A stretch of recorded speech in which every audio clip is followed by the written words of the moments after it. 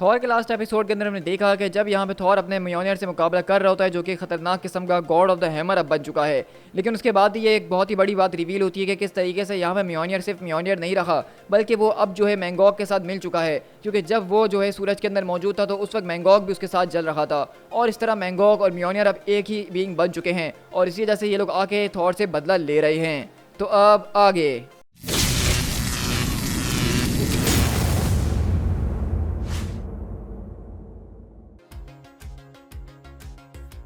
तो इसी तरह हमारी कहानी की शुरुआत बेसिकली बेटा रेबेल के साथ होती है, जहां पे हम देखते हैं कि बेसिकली वो थॉर की मदद के लिए सारी की सारी फोर्सेस को जमा करते हुए लेकर आ रहा है, और कहता है अगर तुम लोग को जाना है तो अभी वक्त है जाने का यहाँ से, लेकिन अगर तुम यहाँ रुकने का फैसला करते हो तो जिस किसी भी खुदा को तुम मानते हो उससे आज दुआ कर लो, क्योंकि हम आज किसी भी तरीके से बढ़ने की कोशिश क्यों ना करें, लेकिन इसका अंत बहुत ही ज़्यादा खून के साथ होने वाला है। और अगले पल हम देखते हैं कि यहाँ पे बीटा रेबेल सिर्फ एसगार्डियंस को लेके नहीं, बल्कि यहाँ पे सीधा अर्थ के ऊपर आता है, और जितने भी अर्थ के हीरोज होते हैं उनको ये सारी की सारी सिचुएशन बताता है कि उनको यहाँ पे थॉर की मदद करनी होगी। और हम देखते हैं कि यहाँ पे लिटरली मार्वल के हर एक मशहूर और फेमस सुपर हीरो से बेटा रेबेल आके मदद मांगता है, जिसमें डॉक्टर स्टीवन स्ट्रेंज, जिसमें आयरन मैन, स्पाइडरमैन, वेलकरी यानी कि Jane Foster, fantastic four, captain Marvel, Wolverine, Angela, lockjaw, through और यहाँ पे मैन थिंक तक मौजूद है। इसी तरह हम यहाँ से दोबारा ब्रोकस्टॉन के अंदर शिफ्ट होते हैं, जहाँ पे थॉर की काफ़ी बुरी हालत हो चुकी है, लेकिन वो किसी ना किसी तरीके से अपने हाथ को दोबारा से रिपेयर करता है, अपनी हड्डी को बिठाता है और कहता है तो बस इतना ही, इसका मतलब कि तुम्हें यहाँ पे जो है मैंगॉक ने पोजेस कर लिया है।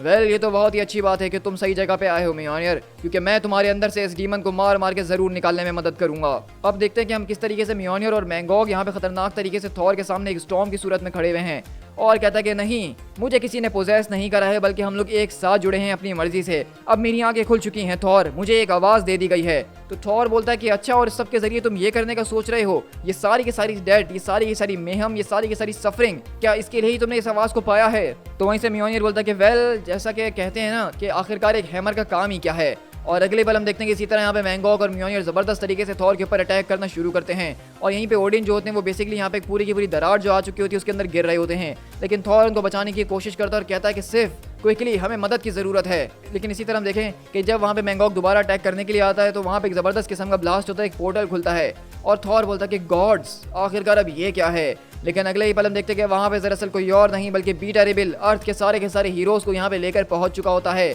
जिसमें उसकी माँ फ्रिजा भी मौजूद होती हैं, कैप्टन अमेरिका भी मौजूद होते हैं, फैंटास्टिक फोर भी, थ्रॉग भी, वुल्वरीन भी, लिटरली यहाँ पे सारे के सारे बड़े बड़े हीरोज़ नजर आ रहे हैं। और वहीं से डॉक्टर स्टीवन स्ट्रेंज बोलते हैं हम में से सब गॉड्स तो नहीं है थॉर, लेकिन अफसोस के साथ हमसे जो हो पाएगा हम तुम्हारी मदद के लिए करेंगे पुराने दोस्त। तो वहीं से थॉर चिल्लाता कहता है कि नहीं, तुम सबको यहाँ से भागना होगा, तुम लोग इससे मुकाबला नहीं कर सकते हो। लेकिन वहीं से म्योनियर खड़ा होकर कहता है जरा देखो तुम्हारे दोस्त यहाँ पे आए हैं, और हम देखते हैं कि बीटा रेबेल बहुत ज़्यादा गुस्से में आगे की तरफ बढ़ता है, लेकिन थॉर उसको रोकने की कोशिश करता है। लेकिन जैसा कि यहाँ पे सारे के सारे हीरो समझ रहे थे कि वो उसको आसानी से हरा देंगे, वहीं पे अगले पल बीटा रेबेल को एक ज़बरदस्त किस्म का ब्लो पड़ता है और वो सारे के सारे हीरोज़ को चीरता हुआ जाके पीछे गिरता है। और वहीं से बीटा रेबेल म्योनियर को उठाने की तरफ जा रहा होता है, लेकिन म्योनियर बोलता है कि कीले, तुम सब मेरी नज़र में सिर्फ एक कीलो की तरह हो और मैं एक हैमर हूँ जो कि तुम लोगों को कूट कूट के ख़त्म कर देगा। और इसी तरह सारे के सारे सुपर हीरोज़ वहाँ पे मैंगॉक से मुकाबला कर रहे होते हैं, और आयरन मैन बोलता है कि आखिरकार ये किस किस्म की चीज़ है, इसके ऊपर तो कोई चीज़ काम नहीं कर रही है। तो वहीं से रीड बोलते हैं कि हमें फ़ौरन से पीछे हटना होगा, हमें एक नई स्ट्रेटजी को बनाना होगा। तो कैप्टन बोलते हैं कि हम पीछे हट के जाएंगे कहाँ रीड।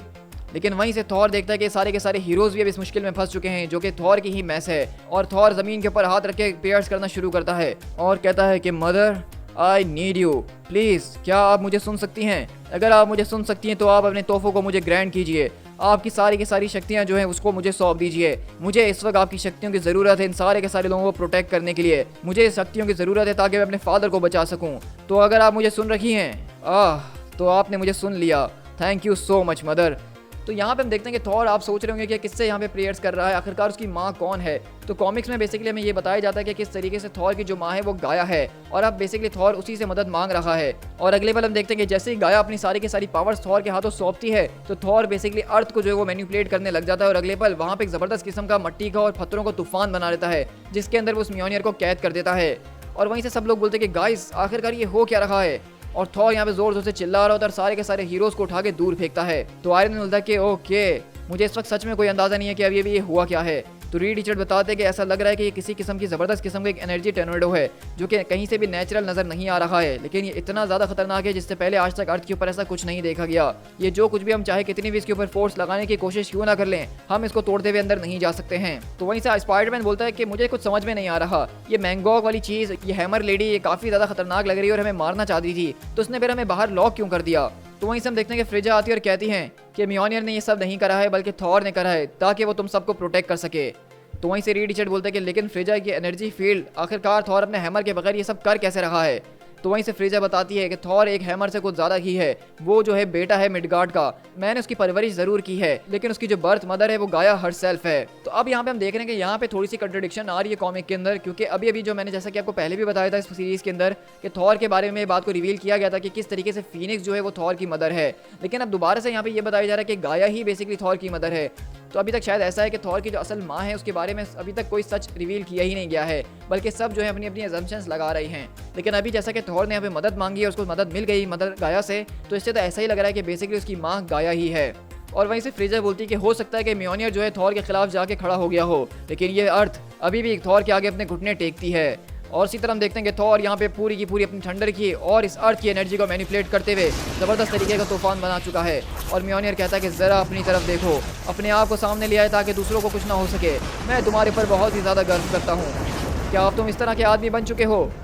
तो थॉर बोलता है कि आखिरकार क्यों तुम ये सब कर रहे हो, क्यों तुम इतने सारे लोगों को मार रहे हो मेरे नाम के साथ, मुझे कुछ समझ में नहीं आ रहा। तो वहीं से म्योनियर बताता है कि मैं एक ऐसी बीइंग था जो कि स्टार्स के अंदर यहाँ से वहाँ भटकता रहता था, मैं एक बहुत ही खूबसूरत मदर स्टॉर्म हुआ करता था जिसका कोई शेप नहीं था, जिसकी एक ज़बरदस्त किस्म की लाइट हुआ करती थी और वो जो चाहे जहाँ चाहे जा सकता था। मैं जिंदा था, मुझसे लोग डरते थे, मेरे नाम सुन के लोगों के दिल में खौफ आ जाया करता था, लेकिन तुम्हारे फादर ने इतने एयॉन्स पहले मुझे पकड़ के कैद कर दिया, उसने मुझे इस्तेमाल करा, उसने मेरे ऊपर इंचेंटमेंट डाल दी और एक बच्चे का खिलौना बना दिया। हाँ, मुझे सबको रियलाइज़ करने में काफ़ी लंबा अरसा लग गया, लेकिन आखिरकार मैंगॉग ने मेरी आंखें खोल ही दी, जो कि तुम्हारे फादर का बनाया हुआ एक दूसरा गुनाह है, तुम इसको तो जानते ही होगे ना। उसने मुझे सिखाया कि किस तरीके से गॉड जो हैं वो ये सब डिजर्व नहीं करते हैं और जो गलतियां उन्होंने करी है उसका हिसाब तो उनको भरना ही पड़ेगा, क्योंकि उन्होंने हमारी जिंदगियों को सिर्फ एक खेल समझा हुआ है और कुछ भी नहीं। और इसी तरह जब मेरी आंखें खुल गई तो मैंने सब कुछ शुरू करा, एक एक करके ओडिन के सारे छोटे मोटे खिलौनों को तोड़ना शुरू करा, हमने ही सबको आज़ाद करना शुरू करा। तो वहीं से थॉर बोलता है इसका मतलब ब्लेक।